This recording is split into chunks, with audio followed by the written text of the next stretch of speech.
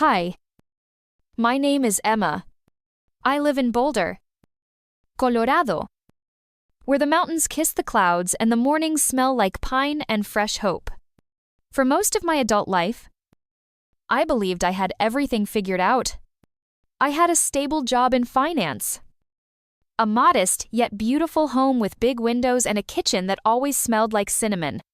And I had a husband, Ryan Walker. He was charming in the way mountain storms are quiet, intense, and unpredictable. We had been married for 7 years. No kids, just two adults who, from the outside, seemed like the picture of balance. We shared coffee every morning, fought rarely, paid our bills on time, and even managed to stash away a healthy emergency fund. That fund, $200. Zero was locked away in a 5-year certificate of deposit. Our sacred cushion. The kind of security blanket adults don't talk about but cling to in silence when life suddenly swerves. Then there was Diana, Ryan's mother. Diana Walker wasn't just a free spirit, she was a full-blown tempest. 68 years old. Yet she lived like a rebellious teenager with a trust fund. Her RV was her kingdom, and every Walmart parking lot, coastal trail, or roadside diner was her throne room. She spent 300 out of 365 days on the road. Her Instagram full of beach sunsets and boho scarves, as if she were living in a travel magazine. I didn't mind her lifestyle. Honestly, her absence was a relief. We kept things polite, distant. I thought we understood each other. I gave her space, and she gave me peace. But the truth is, I never really knew how deep her influence ran over Ryan. I never thought I had to. I believed that our life, our home, our savings, our shared dreams were protected. That's what trust feels like. Right, warm, familiar, safe. Until one Tuesday morning in May, I was on my way to the hospital. Ryan had been feeling off for weeks. And after some routine tests, the doctor had called me back alone. That's when I heard the words that cracked my world open: liver cancer. Late stage.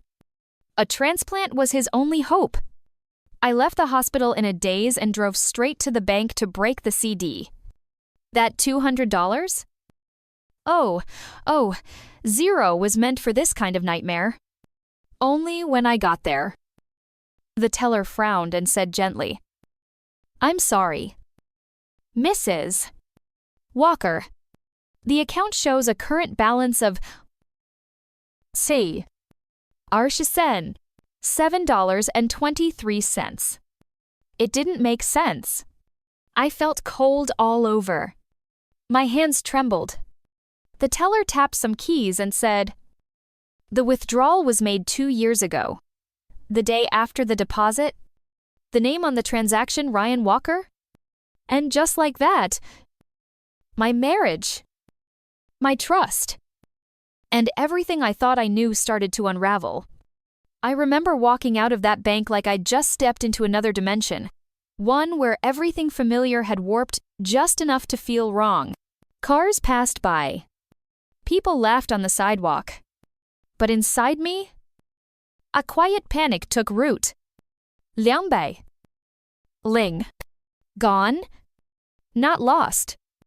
Not stolen by a stranger. Taken by my husband. When I got home, the house felt colder than usual. Ryan was on the couch, flipping through ESPN like nothing had happened. I stood in the doorway, my bag still slung over my shoulder, and said quietly, "Did you take the money from RCD?" He didn't even mute the television, just turned his head slightly and said, "Yeah." "What's the big deal?" My heart stopped. "What's the big deal?" I repeated, stunned. That money was our emergency fund. You knew that. Ryan rolled his eyes. "Emma, relax. I gave it to my mom. She raised me. Sacrificed everything. You think I'm just gonna let her struggle in retirement? She wanted to do something nice for herself. She wanted to do something nice, my voice cracked. Ryan? You drained our entire safety net without telling me. For an RV vacation, he turned to me fully now. Defensive. Almost condescending. God. Emma. Why are you so heartless? She's alone. She's old. She deserves joy. You've never liked her anyway. You're right, I said, voice trembling. But this has nothing to do with liking her. This is about trust, about partnership, about not finding out my husband stole from me when I'm trying to save his life. That's when his face shifted. He sat up straighter. Save my life. I took a shaky breath. You have liver cancer. Ryan. Late stage. You need a transplant. Silence. Even the television seemed to hush. He blinked. Confusion, giving way to fear, then denial. What he whispered. The doctor told me this morning. I was at the bank to get the money for your treatment. He stood up. No. That's not possible. I feel fine. You must have misunderstood. I didn't. I said, my voice flat. You're sick. And you've already thrown away the one thing we had to help you. Ryan sat back down slowly. Like the weight of his choices had finally found him. But then, just like that, it deflected. Well, maybe this is karma for how cold you've been to my mom. Maybe if you'd treated her better. Stop. I said it loud and sharp. Don't you dare put this on me. But deep down, I already knew. This wasn't just about money. It was about the cracks I'd ignored for years. The way he always made excuses for her. The way he brushed off my concerns. The way he never once chose me. And now, with cancer looming and the money gone, the truth was staring me right in the face. I wasn't married to a man. I was married to a mother's son. The next morning, I woke up to the sound of tires crunching our gravel driveway. At first, I thought maybe Ryan had ordered something. But when I peeked through the curtain, my stomach dropped. Diana's RV, painted in a garish turquoise with faded decals of palm trees and mountains, was parked like a spaceship on our lawn. She was back. Without warning. Without invitation. And the audacity of it all took my breath away. I froze in the hallway, hearing Ryan's voice drift from the living room. Mom. Take a seat. Catch your breath. That Arizona heat is no joke. Who? Oh. Honey. She crooned, using that sugar-soaked tone I'd come to hate. It's brutal. I was thinking I might stick around here for a while. Maybe just until the weather cools down. My hand hovered above the bedroom doorknob. But I didn't move. I listened. I don't know if Emma's going to be okay with that. Diana said. Feigning innocence? Ryan scoffed. Don't worry about her. This is my house too. If she's got a problem, I'll remind her who calls the shots. I have ways to shut her down. I gripped the doorknob so hard, my knuckles turned white. The man I cooked for, cleaned for, nursed through late-night migraines, now spoke about me like I was a roommate to be handled. And then Diana said the quiet part out loud. You're absolutely right. Sweetheart. Women need to be kept in check. Your Uncle Mark, his wives used to run wild. Until he laid down the law. Now they're as sweet as peach pie. I felt something in me go still. Not sad. Not scared. Just still. Like standing in a snowstorm and watching the flakes fall in slow motion. Everything clicked. The missing puzzle pieces. The way they moved around me like I was just a prop in their shared delusion. And it wasn't over. So, Diana continued, there's actually something I wanted to talk to you about. I leaned in, barely breathing. These roads are getting harder on my back. Sleeping in sketchy campgrounds. You know, what I need is something nicer. A luxury RV. There's one I found. It's $500. Ling.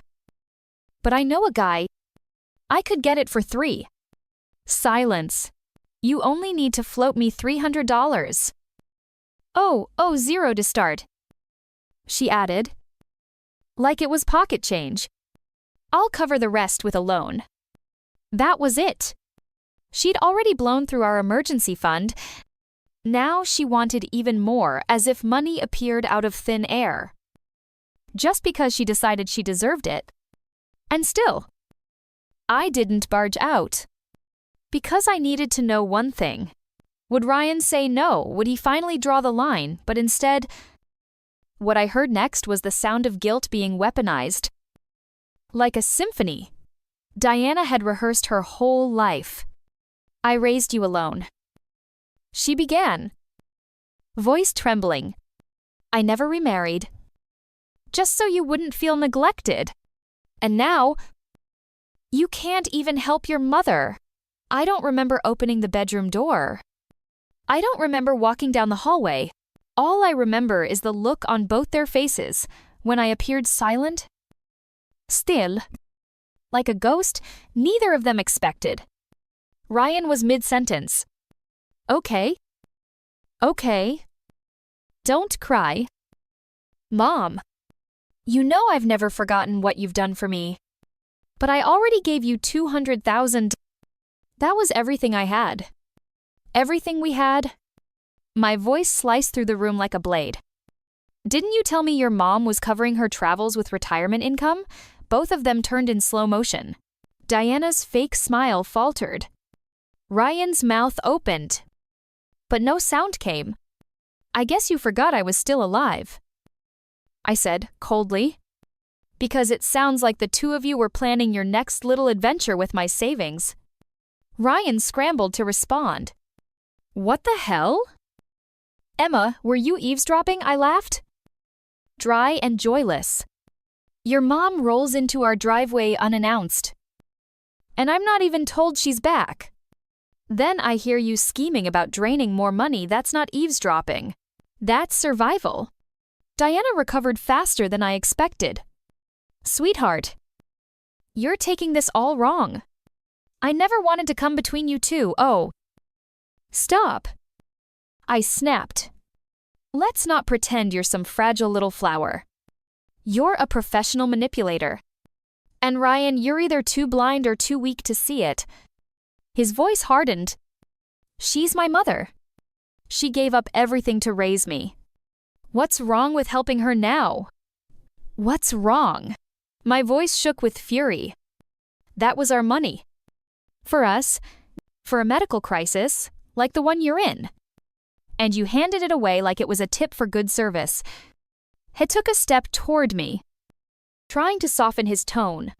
Emma, please. She's just trying to enjoy the time she has left. She's not dying. I hissed. You are. And we don't even have enough left to buy a decent prescription, let alone save your life. That's when Diana kicked into full-on martyr mode. This is all my fault. She sniffled. I should have died years ago. Maybe then I wouldn't be such a burden. I'll just go pick up cans on the street. Maybe I'll be hit by a car. That'll solve everything? Won't it? I turned to her slowly. Voice like steel. Then call your RV convoy and cancel your plans. Get a job. Pay us back. But don't you dare use your death as a bargaining chip while you lounge on my couch and beg for luxury. Diana stood there, stunned. Like I'd slapped her. But she wasn't the only one stunned. Ryan's face twisted with rage, and before I could step back, he hit me. A slap? Sharp and sudden. My head snapped sideways. My cheek burned. Apologize to my mother. He barked, but I didn't cry. I stood up straight, looked him dead in the eyes, and said, "We're getting a divorce." I didn't wait for his response. I turned on my heel, walked into the bedroom, and locked the door behind me.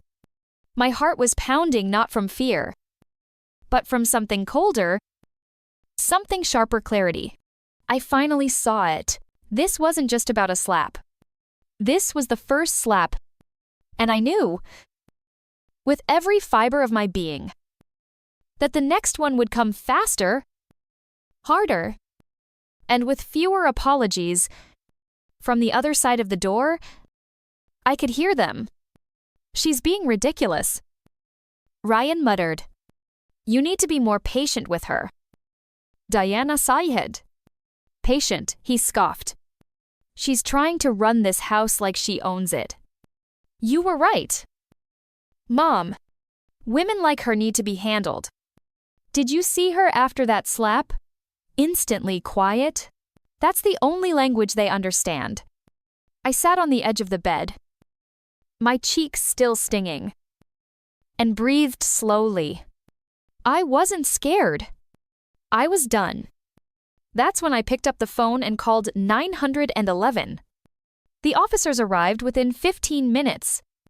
2 men and a female officer stood at the door as Ryan opened it, his face pale and confused. "Is something wrong?" he asked. Voice cracking. I stepped into view and pointed directly at him. "He hit me," I said clearly. "I'm the one who called." Ryan's face twisted. "You're insane." "You called the cops." The taller officer narrowed his eyes. "Sir, step back. Keep your hands where we can see them." Diana started to cry on cue. Of course. She clutched one of the officers like she was auditioning for a soap opera. "Please. It's just a misunderstanding. Married couples argue." Back in our day, the female officer cut her off. Voice like iron. "Ma'am, I don't know what your day was, but in today's United States, domestic violence is a crime. You hit someone, you answer for it." At the station, Ryan was still reeling. "You can't be serious." "So what if I hit her once? We're married. That's not a crime." The officer turned to me. "Would you like to press charges?" "Ma'am, I didn't even blink." "Yes? And I want a restraining order." Ryan's mask shattered. "You're really going to take it this far," he sneered. "Get me fired. You think your life will be better after this?" I looked him square in the eye. "You're a government employee. When this goes on record, your job's gone. But whether you lose it or not, that's on you. I'm financially independent. I'll be just fine." Diana tried one last time. "Emma, please. If you want an apology, I'll apologize. I'll get on my knees. Just don't ruin his life." I stared at her, emotionless. "Then prove it. Wire me, cent 000, and we'll talk." Her tears dried instantly. That night, I didn't go back to that house. I packed one suitcase, walked out the front door, and never looked back. The version of me who once tolerated silence, she was gone. Forever. The day of our mediation hearing at the Denver County Courthouse was bitter cold, but I felt fire in my veins. I wore a navy blazer, hair pulled back tight. Not for style, but for armor. Ryan showed up late. Of course. As smug as ever, wearing the same crooked smile I once thought was charming. Beside him was Diana, cool and collected, her oversized sunglasses doing little to hide the smugness beneath. But I wasn't alone either. My parents flanked me like stone pillars, my mother's face calm and unreadable. My father's jaw clenched like he was holding back a war. This wasn't just about money anymore. This was about truth. About justice. Things started off civil. The mediator laid out the terms, and for a while, it looked like we might come to an agreement. Until the house came up. The home Ryan and I had bought together was valued at $950. Ling? It still had a mortgage of $200. Ling? But the mediator suggested we split the equity 50-50ths. That's when I opened the folder I'd been waiting to drop like a grenade. These are transaction records from the past 3 years. I said, sliding the documents across the table. Ryan withdrew nearly $200. Zero, from our joint savings account, without my knowledge. Every cent went directly to Diana Walker. Ryan barely looked at them. Don't make it sound criminal, he said. Dismissive. She's my mother. I supported her. Isn't that what a good son does? My father finally snapped. He slammed his fist against the table. Startling, even the mediator. Support, he growled. You bled your household dry and left your wife with nothing. No judge in this state will call that filial piety. They'll call it financial abuse. My mother, still composed, placed a thin folder on top of mine. And this, she said calmly, is the restraining order. Signed and filed by the Boulder Police Department. If this doesn't end today, we're ready to go public. He wants to keep his job, then he should settle fairly. Ryan went pale. And then something happened I didn't expect. Diana leaned in, whispered something to him. And for the first time, I saw panic in his eyes. He clenched his jaw so tight I thought it might shatter. Then, without a word, he agreed to sign the house over to me completely. I would pay an extra $50. Zero up front to buy out his share. But the title would be mine alone. It should have ended there. But as we exited the building, Ryan turned to me with a strange smirk. You went to the hospital the other day, he said. My mom's friend saw you coming out of the oncology wing. I froze. Diana grinned. I knew something was off. You looked pale. Sick. Ryan leaned closer. Voice low and cold. Good thing we're getting divorced. Huh. When a ship's going down, you don't stick around. I looked him dead in the eye and whispered. You're right. You jump. The ink on the property transfer had barely dried when Ryan went full celebration mode. He posted photos of himself on Instagram, grinning ear to ear. Beer? In one hand. His arm wrapped around a new woman in the other one of Diana's friend's daughters. Apparently, there they were in Las Vegas. Then Big Sur. Then Napa Valley. Acting like they were living a Hallmark movie on steroids. He took 2.5 weeks off work. Wrote captions like sometimes. Starting over means letting go of dead weight. I didn't flinch. Let him gloat. Let him burn through the last fumes of his ego while he still could I, on the other hand, was silent, calculating.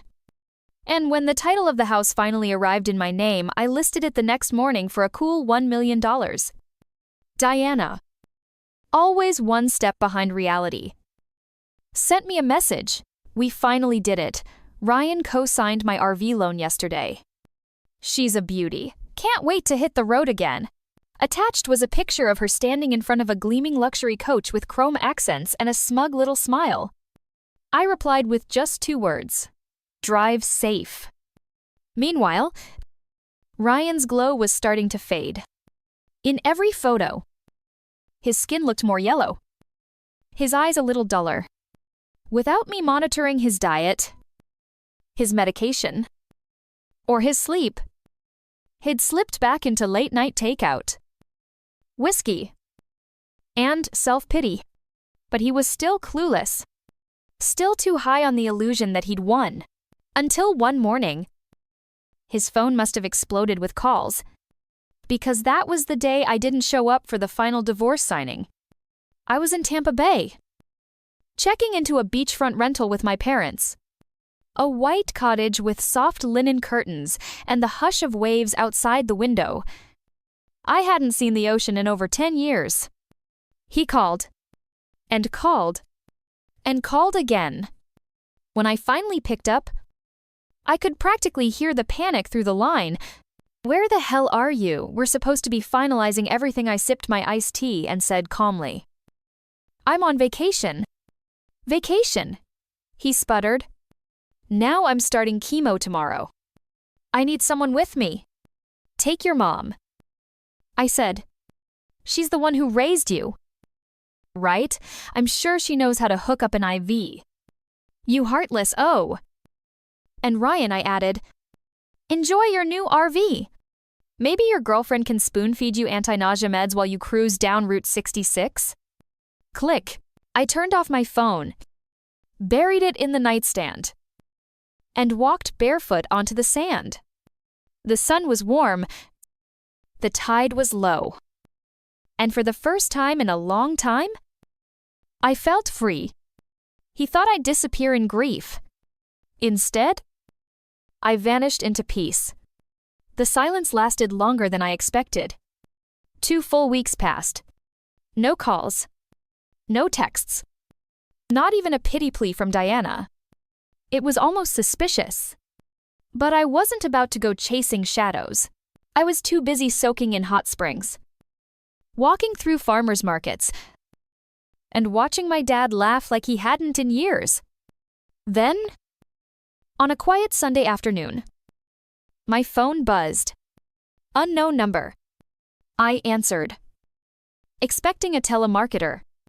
Instead, it was Diana.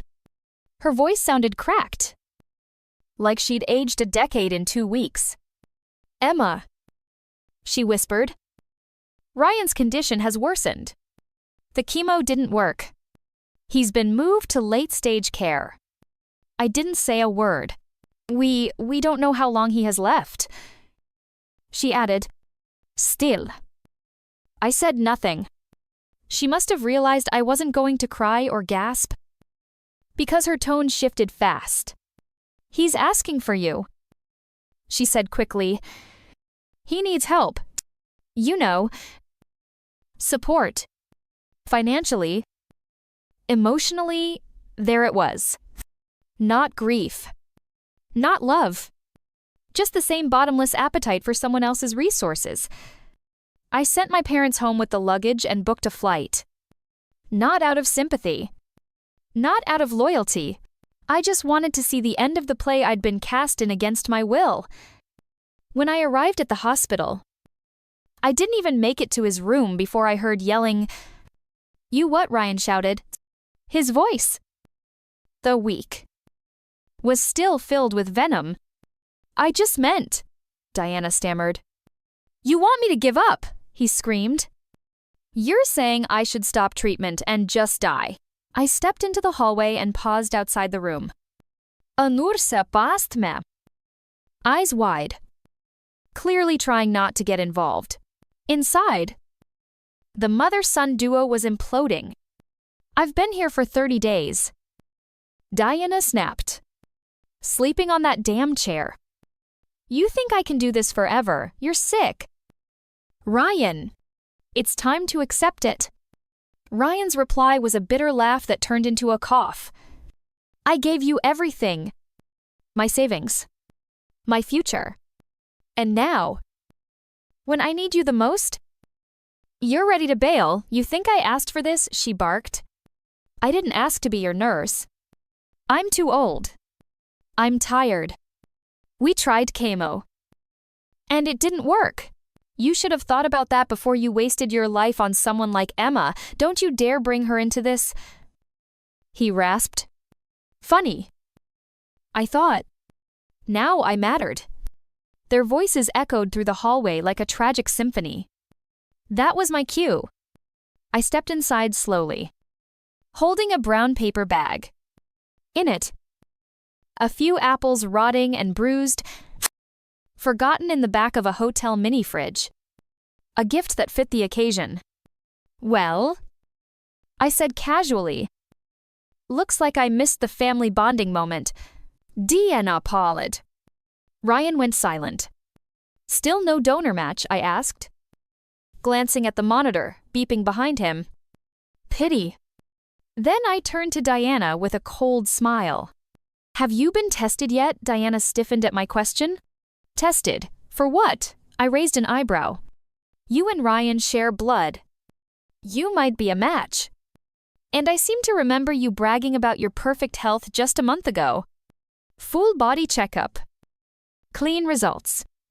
You even said, and I quote, I feel younger than ever. So, what's stopping you? She opened her mouth. But nothing came out. Her eyes darted to Ryan, who suddenly looked more alert than he had in days. Mom, he said, struggling to sit up. If you're a match, you do it.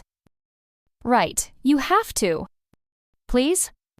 We still have time. Diana's face went white. I'm too old. She stammered.